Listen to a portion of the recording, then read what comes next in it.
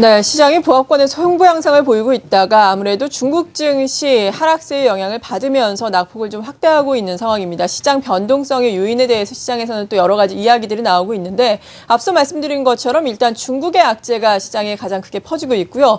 그리고 또 나오고 있는 이야기가 유로 환율이 변곡점에 도달을 했다라는 소식입니다. 유로 엔 환율이 지금 3주째 음봉을 기록하고 있다라는 소식이 들려오고 있고요. 그리고 글로벌 IDB들이 원화에 대해서 약세를 전망하고 있다는 겁니다. 그러니까 외국인이 환차익을 노리고 들어오기에는 이러한 부분이 상당히 부담이 되고 있는 거죠. 자, 그렇다면은 이러한 변수 외에도 대외적인 변수도 그리고 대내적인 변수도 우리가 어떤 점을 또 중요하게 봐야 하는지 도움 말씀 들어보겠습니다. SK증권 리서치센터의 김성웅 센터장과 함께합니다. 안녕하세요. 예, 안녕하십니까? 네, 시장에 일단 코스피를 기준으로 보자면 바닥권은 다지고는 있는데 지금 또 낙폭을 키우고 있지 않습니까? 일단 지금의 지수대에 대해서는 어떻게 평가를 하세요? 예, 지금을 보려고 하면 또 네. 과거를 좀 살펴볼 필요가 있죠. 그래서 참고로 기억하시겠지만은 작년 이제 10월 말경에 그러니까 하순에 한 2개월에 걸쳐서 지수가 큰 폭 상승을 나타냈습니다. 그래서 한 15% 가까이 상승을 했는데 늘 그렇듯이 이제 상승을 급하게 하면 또 조정이 있게 마련이죠. 근데 하필이면 조정 기간에 마무리되는 시점에 그 기업의 실적과 그리고 엔화 환율이라는 악재가 동시에 터져 나왔습니다. 그래서 지금 최근에 올 들어서의 특징은 그 급락엔 조정의 모습을 보이는데 그게 이제 하필이면 1950 정도 수준입니다. 이 지수가 사실 과거의 평균 지수로 보면은 과거 1년이나 과거 2년 정도나 보면은 대략 비슷한 수준입니다. 그래서 안타깝게도 그 과거 지수, 그러니까 실적은 좋아지는데 평균 주가 지수는 비슷하다 이렇게 되는 거죠. 이제 역설적으로 말하면 점점 싸지고 있다 이렇게 보시면 되고요. 이제 남은 숙제는 그럼 이제 어떤 추가 악재가 더 나오면 그러면 1950 근처에서 더 빠질 수 있느냐라는 부분을 좀 점검해 볼 필요가 있고요. 그다음에 만약에 반등을 하게 된다면 그 시점과 그 반등의 모양, 그 소위 말하는 U자냐 V자냐 모양에 대해서 또 기회가 되면 또 말씀드릴 좋을 것 같습니다. 네, 추상으로 보자면 점점 말씀하신 것처럼 싸지고는 있지만 문제는 또 대내적인 모멘텀이 없다라는 점인데요. 사실 대외적으로 보자면 그래도 미국을 비롯한 선진국의 경기는 좀 계속해서 경제 지표를 통해서 회복이 되고 있음이 보여주고 있잖아요. 하지만 이런 점이 국내 증시에 큰 호재가 되지 못하고 있는 이유는 어디에 있을까요?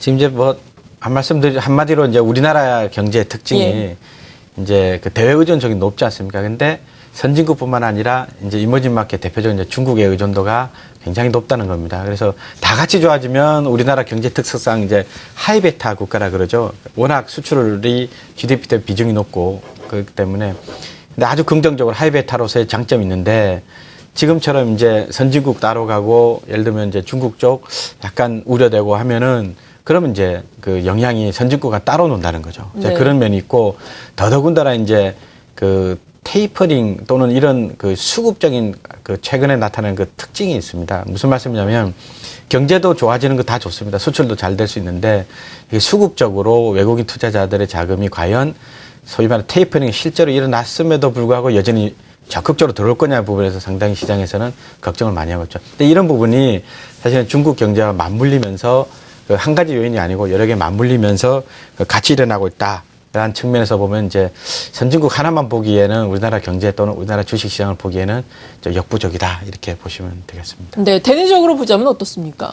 대내적으로도 그 경제 성장이 이제 우리나라 입장에서 바텀아웃해서 이제 올라가는 모습입니다만 나쁘진 않습니다. 근데 그럼에도 불구하고 보다 수출이 우리나라 경제 또는 개별 기업으로 보시면 사실 수출 관련주들 훨씬 많습니다. 그래서 주식으로 연결시키면 여전히 내수나 대내적으로도 중요합니다만 여전히 이제 수출 쪽, 대외 환경 쪽에서 그 이유를 찾아야 된다는 측면에서 보면 아무래도 대외 환경에 영향을 많이 받는다 이렇게 보시면 되겠습니다. 네, 전반적으로 보자면은 또 말씀해주신 유동성 측면에서 유동성이 아무래도 전반적으로 글로벌 유동성이 선진국 쪽으로 또 집중되고 있는 것도 문제다라는 점을 짚어주셨는데 이 부분에 대해서 보다 자세하게 좀 말씀을 해주시면 좋을 것 같아요.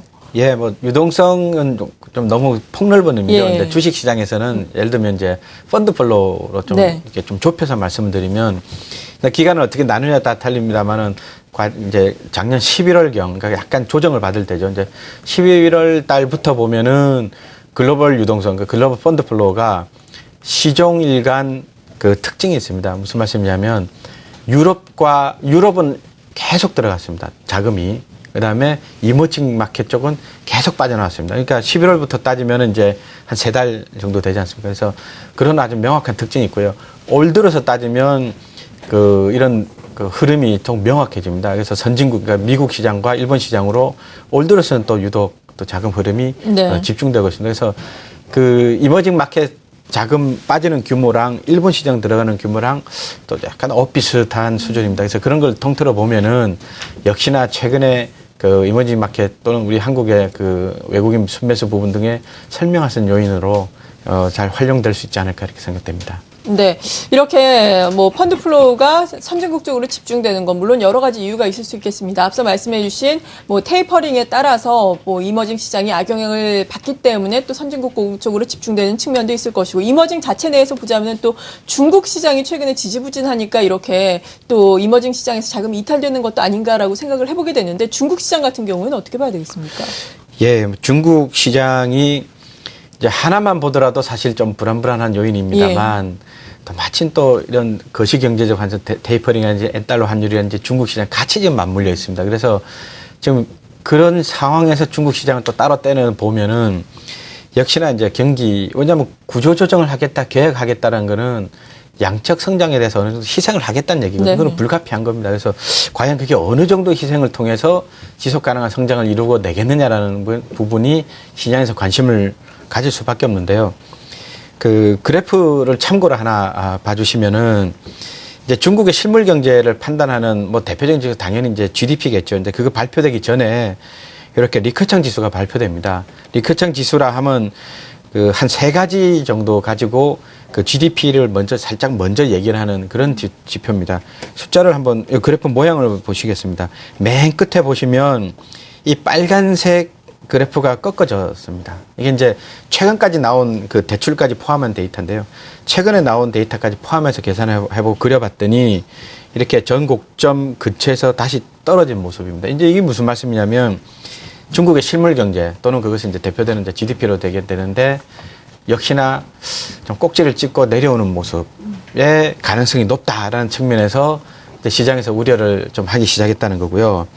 이제 그러면 중국이 다른 나라에 어떤 영향을 미쳐서 우리나라까지 어떻게 오느냐라는 부분이 중요할 것 같습니다. 근데 때마침 중국도 슬로우하게 되고 다른 이머징 마켓도 사실은 걱정되는 부분이 있다는 겁니다. 무슨 말씀이냐면 브라질이라든지 이런 원자재 수출 국가는 중국으로부터의 많은 수혜를 이때까지 받았습니다만 이렇게 중국이 경제가 슬로우하게 되면 당연히 걱정거리가 크게 생기지 않을 수가 없고요.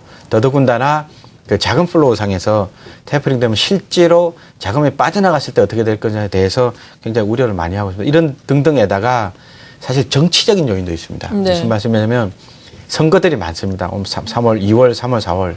그러니까 안팎으로 이렇게 경제라는 게 성장하려면은 내부, 외부, 그 다음에 정치적인 요소, 백그라운드가 다 돼서 종합적으로 성장해야 되는데 이 모든 것들에 대해서 이머징 마켓이 좀 우려되는 시점이다라는 측면에서 사실은 앞서 말씀드린 대로 왜 자금이 선진국 위주로 가야 되고 이머징 마켓 슬로우한 것에 대해서 설명이 좀 가능할 것 싶은데요.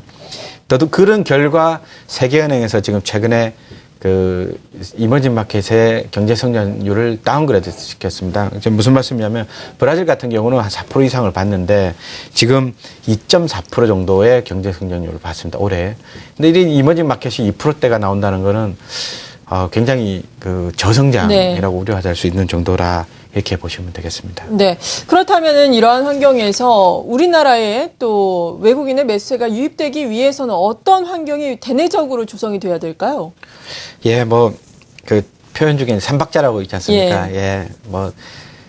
대내적으로도 잘해야 되고 환경적으로도 다 잘해야 됩니다. 무슨 말씀이냐면 일단은 우리나라가 펀더멘탈이 중요합니다. 그래서 기업들이 환율의 변수, 물론 감내하고 감수를 해야 됩니다. 그래서 환율 변수에도 불구하고 장기적으로는 결국은 경쟁력을 잃지 않고 잘 해낸다는 믿음이 사실 있어야 되고요. 그 다음에 무엇보다도 선진국에 비해서는 주가가 조금 상대적으로 여전히 싸야 됩니다. 그러니까 그래야지 자금이 들어오니까요. 그래서 밸류에이션이 여전히 저렴한 상태가 되어야 되고요.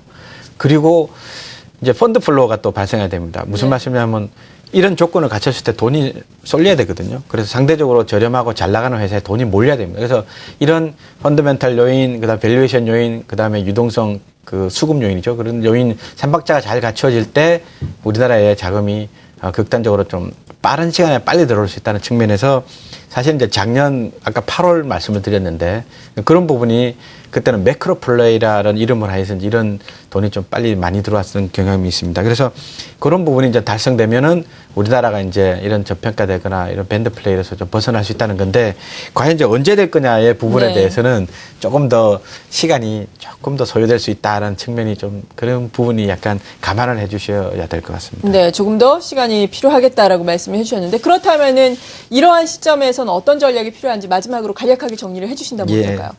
뭐 주식 지금 이제 크게 이렇게 보시면 되겠습니다. 네. 실적의 우려들 여전히 살아 있습니다. 그래서 경기 관련주들은 단기적으로는 여전히 우려가 됩니다. 그래서 상승 모멘텀이 나타나기에는 조금 더 오래 걸릴 수는 있습니다. 다만 그 자동차라든지 IT에 이제 삼성전자라든지 뭐 하이닉스라든지 IT 중 일부 종목은 우려가 약간 있음에도 불구하고 여전히 저평가된 싼 매력이 있습니다. 그래서 지수 여하에서 밴드 플레이에서 역할을 충분히 할 수 있습니다. 근데 경기 관련주에서 직접적인 이런 소재, 산업재 등등의 종목은 조금은 매매하실 때 조심해서 매매하실 필요가 있다. 왜냐하면 실적이 아직 좀 잘 안 나올 수가 있습니다. 그래서 네. 그런 부분을 좀 감안해서 매매를 좀 해주시면 좋겠습니다.